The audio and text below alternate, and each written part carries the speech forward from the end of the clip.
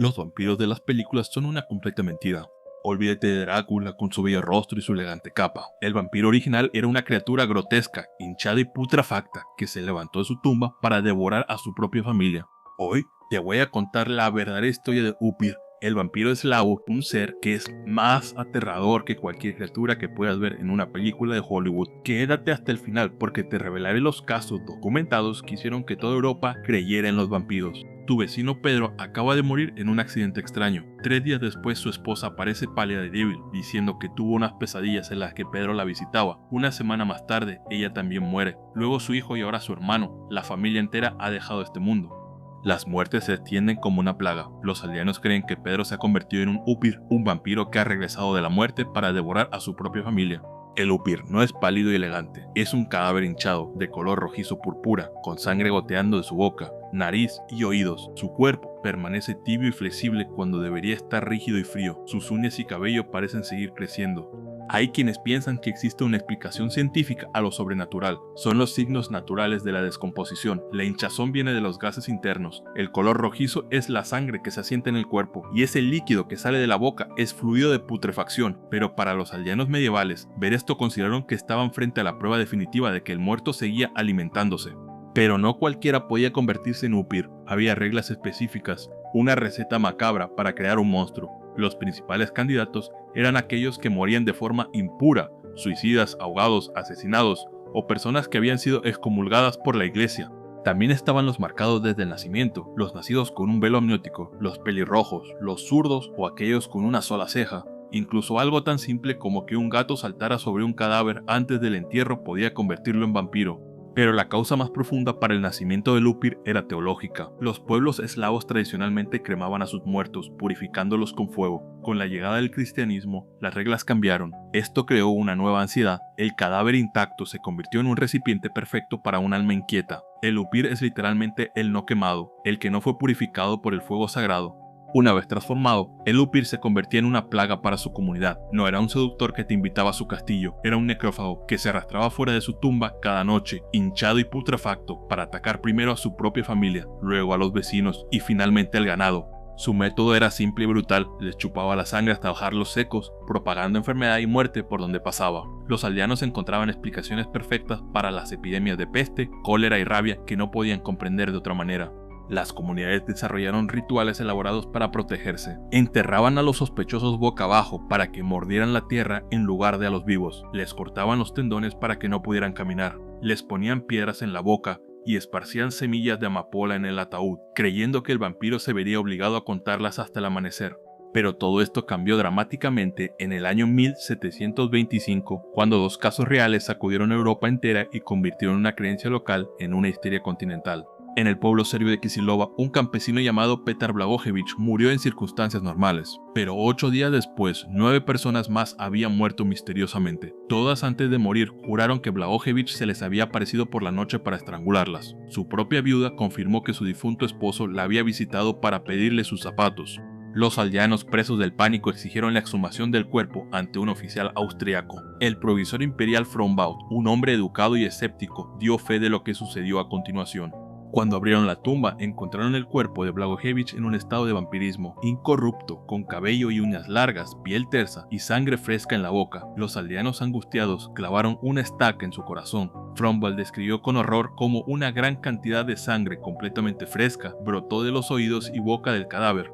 El informe oficial de Frombaut se extendió por toda Europa como fuego en paja seca. Por primera vez, no era un cuento de campesinos, sino el testimonio de un funcionario imperial que había presenciado lo sucedido con sus propios ojos. Pero la historia de Petar Blagojevich era solo el comienzo. Un año después, en el pueblo serbio de Medveja surgió un caso aún más escalofriante que haría que toda Europa temblara de miedo. Arnold Paule era un exsoldado que había combatido en tierras otomanas. Antes de morir, había contado a los aldeanos una historia inquietante. Había sido atacado por un vampiro en territorio turco y para curarse de la maldición comió tierra de la tumba del monstruo y se untó su sangre, una práctica que según él lo había salvado la vida. Cuando Paole murió en un accidente al caer de un carro de heno, los aldeanos nunca olvidaron que el buen Arnold Paole en el pasado fue atacado por un vampiro, y cuando comenzaron las muertes misteriosas, supieron lo que estaba pasando. Exhumaron su cuerpo y este se encontraba en el mismo estado vampírico que Blagojevich, lo empalaron y lo quemaron Pensaron que con sus acciones la historia de Arnold el vampiro quedaría en el pasado, logrando así evitar que el pueblo fuera destruido en un intento de purificación, pero se equivocaron terriblemente. 5 años después, una nueva ola de muertes azotó la región. Esta vez, la explicación era aún más siniestra. Paole no solo había atacado a humanos, sino también al ganado. Los aldeanos que habían consumido la carne de estos animales infectados se habían convertido en vampiros. Esta segunda epidemia provocó una investigación militar oficial dirigida por el cirujano Johannes Flückiger. Lo que hizo a continuación cambiaría para siempre la percepción occidental sobre los vampiros. Flückiger y su equipo exhumaron metódicamente a 17 cadáveres, examinando cada uno con precisión médica. Su informe, titulado Visum Repertum, Visto y Descubierto, documentó que detalló condición vampírica en la que encontraron cada cuerpo. El documento describe con escalofriante precisión cómo los cuerpos mostraban todos los signos del vampirismo. Estaban intactos, con sangre fresca, cabello largo y piel tersa. Aquellos identificados como vampiros fueron decapitados y quemados en público. Este informe militar, escrito por un médico educado del Imperio Austriaco, se tradujo y circuló por toda Europa. No se trataba de una superstición campesina, era un documento oficial que probaba la existencia de los vampiros. Pero aquí es donde la historia toma un giro fascinante. Estos informes austriacos desencadenaron lo que los historiadores llaman la locura de los vampiros. Los intelectuales de la Ilustración, como Dom Augustin Calmet, escribieron tratados para intentar explicar racionalmente estos fenómenos, pero irónicamente, al discutir los casos en detalle, solo logró difundir las historias aún más, y con ello el temor se extendió más entre la población.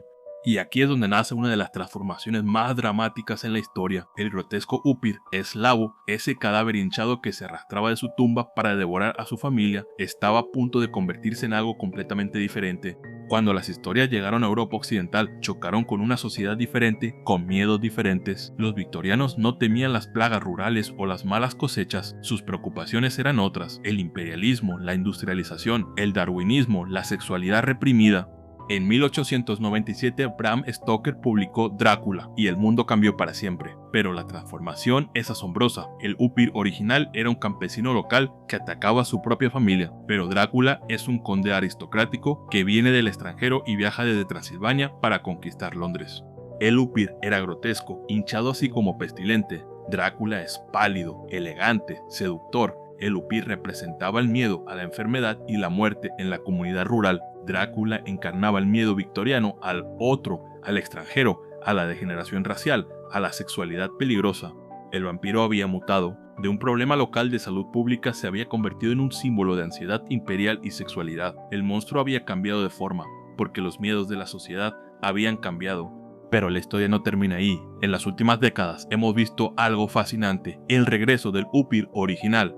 Películas como Nosferatu de 1922 capturaron la naturaleza pestilente y grotesca del vampiro folclórico. En años recientes, The Bordalak en el 2023 nos sumerge en el folclore eslavo, usando marionetas para mostrar al vampiro como una criatura grotesca e inhumana.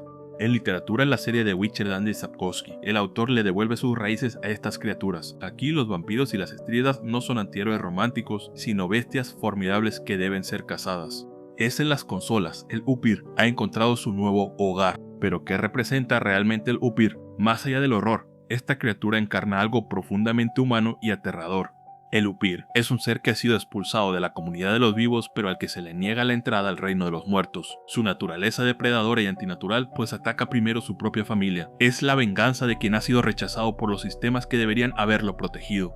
El tipo de personas que se convierten en Upir es reveladora: suicidas, brujas, herejes, no bautizados, zurdos o pelirrojos. Todos ellos son individuos que, en vida, operaron fuera de las normas sociales y religiosas. La leyenda funciona como una forma de control social. Si no te conformas con las normas de la comunidad en la que vives, vas a ser condenado a muerte y serás destruido violentamente. Es una advertencia poderosa sobre las consecuencias de la desviación social. Pero ahora llegamos al momento más escalofriante de toda esta historia. La verdad real detrás del Upir no es sobrenatural, sino algo mucho más perturbador: es completamente humano. Cada síntoma vampírico que aterrorizaba a los aldeanos eslavos era un proceso natural de descomposición. La hinchazón, el color rojizo, la sangre en la boca, la piel que se desprende, el aparente crecimiento del cabello y las uñas. Todo esto sucede normalmente después de la muerte.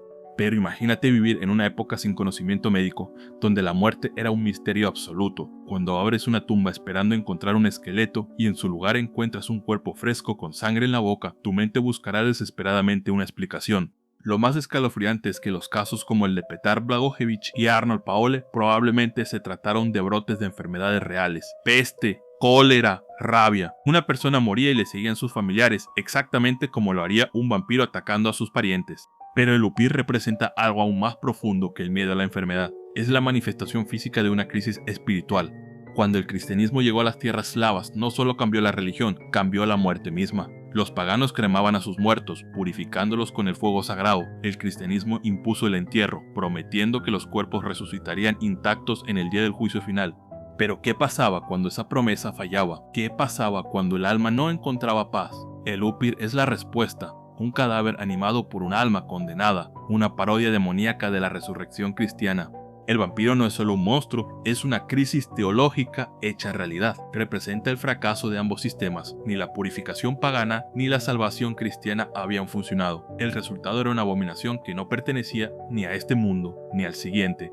Pero la verdadera genialidad del upir como arquetipo es que funcionar como un espejo oscuro para la humanidad. Cada generación ha proyectado sus propios miedos sobre esta figura. Para los aldeanos eslavos representaba el miedo a la enfermedad, a la muerte violenta, a la exclusión social. Para los victorianos se convirtió en el miedo al otro, a lo extranjero, a la degeneración racial, a la sexualidad peligrosa. En nuestra época moderna el vampiro ha vuelto a cambiar. A veces es un símbolo de la juventud eterna en un mundo obsesionado con el envejecimiento. Otras veces representa la adicción, la dependencia, la necesidad de consumir a otros para sobrevivir. Pero el upir original, ese cadáver grotesco que se arrastra desde su tumba, toca algo más primitivo y universal: el miedo a que la muerte no sea final, el terror a que nuestros actos en vida tengan consecuencias eternas, la ansiedad de que podamos estar viviendo de forma incorrecta. En cada nueva película de vampiros, en cada videojuego, en cada novela romántica paranormal, late el corazón del upir original, porque independientemente de cómo cambie la superficie, el núcleo permanece: el miedo a la muerte incompleta, el terror al otro yo que habita dentro de nosotros, la ansiedad causada por la idea de que nuestros pecados nos pueden perseguir más allá de la tumba. El upir es inmortal, porque los miedos que representa son inmortales. Mientras los humanos sigan muriendo, mientras sintamos culpa, mientras sigan temiendo a la exclusión social, el vampiro seguirá regresando, noche tras noche, para recordarnos que algunos monstruos nunca mueren.